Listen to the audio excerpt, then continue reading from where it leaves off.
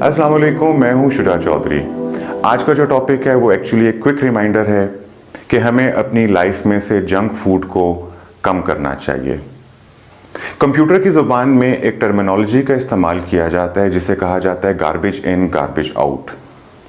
यानी कि अगर आप कंप्यूटर को प्रोसेस करने के लिए जो डाटा, इंफॉर्मेशन या इनपुट आप देते हैं, अगर वो गार्बेज इनपुट है, लो वैल्यू इनपुट है, तो आफ्टर प्रोसेसिंग कंप्यूटर जो रिजल्ट्स निकालता है वो भी गार्बेज रिजल्ट्स होते हैं, इनवैल्यूएबल रिजल्ट्स होते हैं।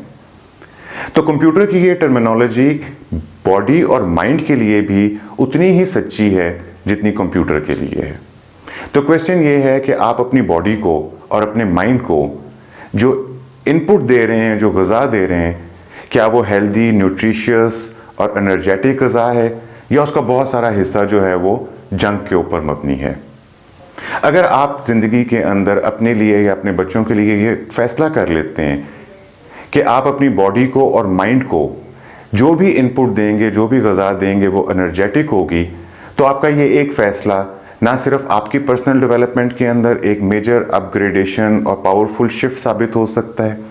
बल्कि ओवरऑल लाइफ में लॉन्ग टर्म आपके लिए और आपके बच्चों की वेलबींग में बहुत पॉजिटिव किरदार अदा कर सकता है। माइंड का हेल्दी होना कितना ज़रूरी है उसकी मिसाल मैं आपको यूँ देता हूँ कि अगर आपके पास एक छोटा सा बीज है जो किसी बहुत तन आवर दरख्त का बीज है, तो इस बीज के अंदर तो मुकम्मल पोटेंशियल है कि वो एक तन आवर और ताकतवर दरख्त बन जाए, लेकिन उसकी ग्रोथ का इन्हिसार इस बात के ऊपर भी बहुत ज़्यादा है कि आप उस बीज को किस किस्म की मिट्टी के अंदर प्लांट करते हैं।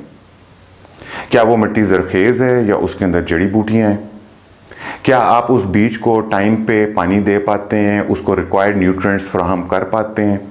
और ओवरऑल एनवायरनमेंट आप उसको किस किस्म का मुहैया करते हैं? इन चीज़ों से, इन फैक्टर से मिलकर डिटरमिन किया जा सकता है कि वो दरख्त जो है, वो बीज जो है, वो एक तनावर दरख्त बन पाएगा या नहीं बन पाएगा। माइंड के लिए और बॉडी के लिए जंक फूड किस कदर नुकसानदेह है उसका कुछ इल्म तो हमें मीडिया से या जो लिटरेचर है, जो इन्फॉर्मेशन हमें रोज़मर्रा ज़िंदगी में मिलती है, उससे हमें पता चल जाता है। अगर हम पर्टिकुलरली माइंड की बात करें तो माइंड को जो हम इनपुट देते हैं वो दो तरह की इनपुट हो सकती है। एक वो ग़िज़ा या फूड जो हम उसको मुहैया करते हैं, और दूसरा क्वालिटी ऑफ इंफॉर्मेशन और डाटा जो हम अपने ब्रेन को या माइंड को फीड करते हैं। तहकीक हमें ये बताती है कि जिन लोगों की ग़िज़ा का बहुत सारा हिस्सा जो है वो जंक फूड के ऊपर मबनी होता है, तो ऐसे लोगों के अंदर तकरीबन 51% चांसेस ज़्यादा होते हैं कि वो डिप्रेशन का शिकार हो जाएं।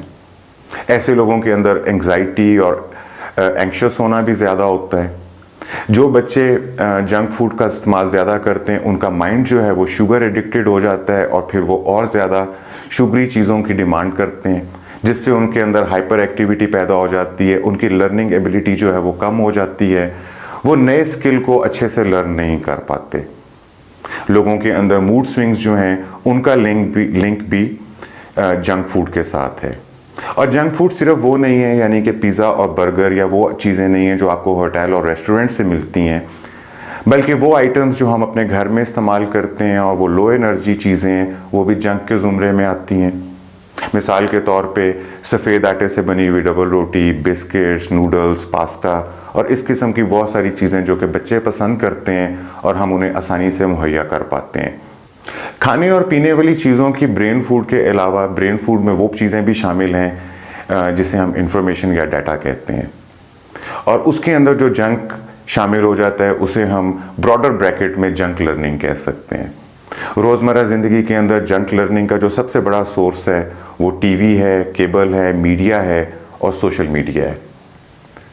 इन ज़राए से जो हमें इंफॉर्मेशन मिलती है वो बहुत ज़्यादा पेन ओरिएंटेड होती है, नेगेटिविटी ओरिएंटेड होती है,